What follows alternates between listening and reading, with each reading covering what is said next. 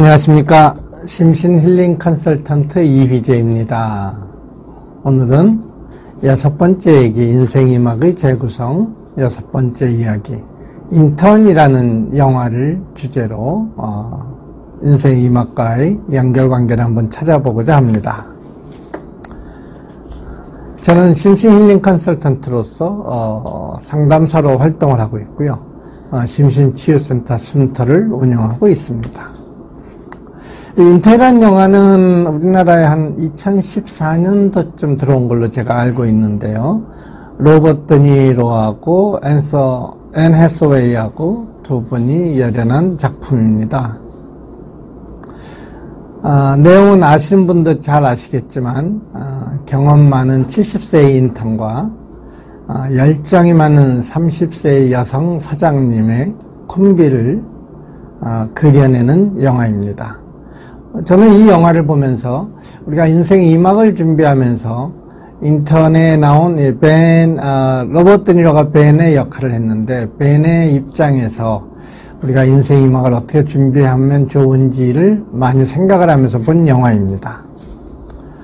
우선 벤에 대해서 간단히 말씀을 드리면요. 나이는 70세이고 전화번호를 만드는 회사의 부사장으로 퇴임을 하셨고, 부인 사망하신 후에 독신남으로 지내고 있고 비교적 경제적으로는 여유가 많으신 분입니다. 그래서 여행도 많이 다니고 골프나 요가, 그 다음에 요리, 태극권 여러 가지를 배우기도 하고 취미활동도 하며 또 카페에 정기적으로 들려서 차도 마시고 사람들과 교제활동도 하고 신체적으로도 꾸준히 움직이는 사람입니다만은 벤은 영화 내용 중에 이런 얘기를 합니다. 그럼에도 불구하고 어딘가 빈 구석이 있다라고 얘기하고 있습니다. 그런 벤에게 시니어 인턴 프로그램이라는 프로그램을 맞이하게 됩니다. 65세 이상이 지원 가능한 인터넷 쇼핑 회사입니다. 근데 지원하는 방식도 벤이 근무했던 환경과는 완전히 다르게 자료를 업로드 받고 자기소개를 동영상으로 하는 것부터가 이미 벤에게는 하나의 큰 도전이 되겠죠. 그 다음에 사무 환경도 많이 변했습니다. 벤이 근무하게 될 회사는 실은 벤이 부사장으로 근무했던 그 같은 빌딩으로서 근무 환경도 많이 바뀌었는데, 사무실 내에서 자전거로 이동하는 것도 벤에게는 상당히 놀라운 광경이었고, 또 복장 자체도 너무나 다 평상복과 자유복을 입는 것 자체도 벤에게는 하나의 큰 변화였을 겁니다. 사무 환경도 많이 변했고, 지원하는 지원 서류 양식도 많이 변했고, 이런 상황에서도 벤은 도전을 하게 됩니다.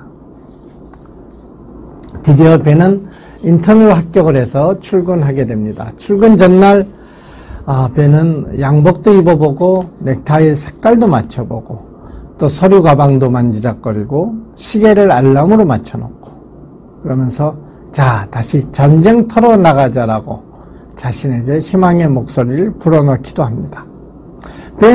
벤에게 이런 그 전날의 느낌은 내가 눈 뜨고 기상하니 어딘가 갈 곳이 있다라는 활기찬 모습도 있고, 내가 할 일이 있다라는 자신의 존재감도 느꼈을 거고, 새로운 회사에 출근한다라는 설레감으로 기분이 기뻤을 것이고, 이런 걸로 인해서 삶의 활력이 많이 넘치지 않았을까, 이런 생각을 해봅니다. 오랫동안 퇴임 후 아무 할 일 없이 취미생활만 하다가 새로운 회사에, 그것도 대표를 모시는 인턴 자리로 간다는 것은 벤에게는 큰 도전이고 설레임이며 희망이었을 겁니다. 거기서 벤은 격세지감을 느끼게 됩니다. 직원들의 복장이 자유복장이지요. 그 다음에 전부 다 스마트폰에다 USB가 근무하는데 반드시 필요한 거고, 데이터 저장 장치나 이어폰을 꽂고 근무하는 등 근무 환경이 많이 바뀌었습니다. 그에 비해서 벤은 정장의 넥타이를 입고 클래식한 멋진 가방을 들고 왔고, 가방 안에는 만년필과 볼펜, 안경, 계산기들이 들어있습니다. 근무를 하는데 필요한 작업 도구에 큰 변화가 생긴 거죠. 이런 격세지감을 배는 느끼게 됩니다. 그러면서도 배는 자신의 사회생활 경험과 노련한 경력을 바탕으로 회사에 많은 도움을 주게 되는데요. 한 번은 대표의 기사가 술을 마시는 것을 우연히 보게 됩니다. 그래서 내려가서 정중하게 하루 휴가를 내고 자신이 운전을 하겠다라고 얘기를 합니다. 아주 현명한 판단과 조치를 내리고 있는 모습이죠. 그 다음에 직원들이 한 곳에다 서류나 짐을 잔뜩 쌓아놓는 것을 보고 그 대표는 늘 불편해 했는데 어느 날 벤이 그것을 깔끔하게 정리를 했습니다. 시기적절한 조치를 했던 것이죠. 또 직원들의 연애 상담이나 패션 상담에 대해서도 적극적으로 조언을 해주고 또 이사 문제로 어디 갈 데가 없는 친구들을 자기 집에 데려와서 실질적인 도움을 주기도 합니다. 벤의 경험과 여유로움과 그 다음에 벤의 따뜻한 마음이 주변 사람과 회사 분들에게 도움을 실질적으로 주는 역할을 하고 있는 것입니다. 이렇게 일상적인 일만 있는 것이 아니라 한 번은 또 짜릿한 모험도 하게 됩니다. 그 여성 CEO가 어머니에 대한 불만을 친구에게 보낸다는 메일을 잘못해서 어머니에게 보내게 되는데요.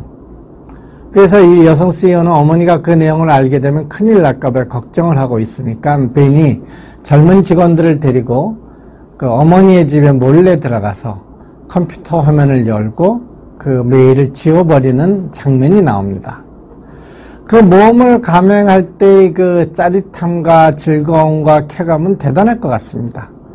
또한 젊은 직원들과 같이 그것을 공모하고 차 타고 가면서 서로 역할 분담을 하고 이런 부분들은 삶에 큰 활력을 불어넣어주기도 하면서 동시에 젊은이들과 멋진 화합을 이뤄낼 수 있다는 것도 보여주고 있는 것 같습니다.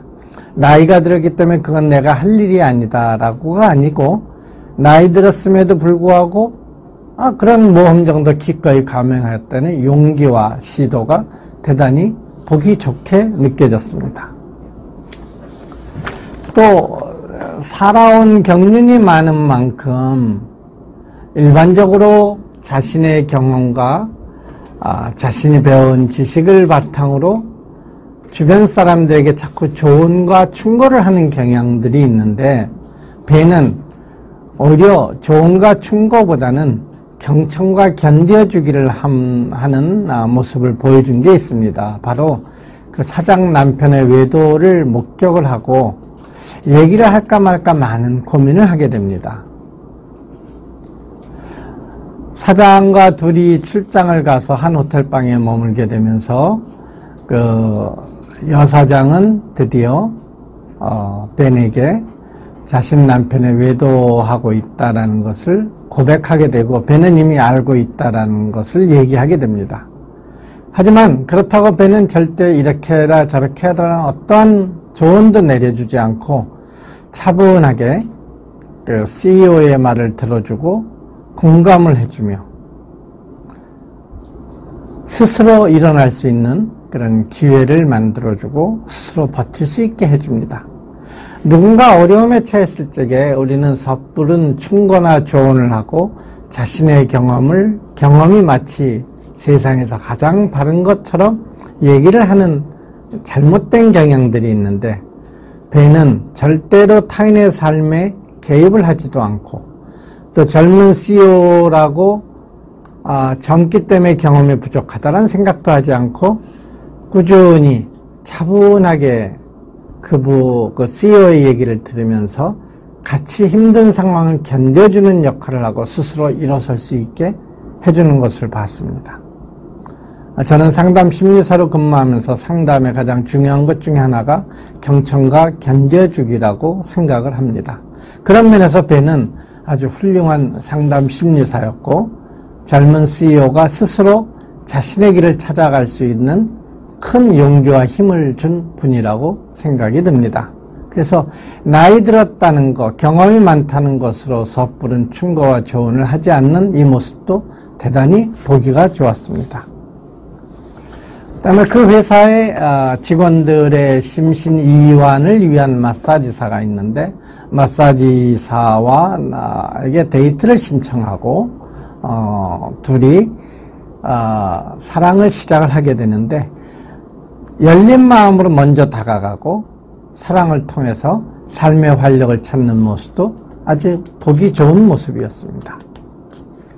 우리가 나이 들었다고 모든 것을 포기하는 것이 아니고 주어진 환경과 상황에 맞게 자신의 삶의 활력을 찾아가는 모습은 오히려 더 적극적으로 권장할 만한 일이라는 생각이 듭니다.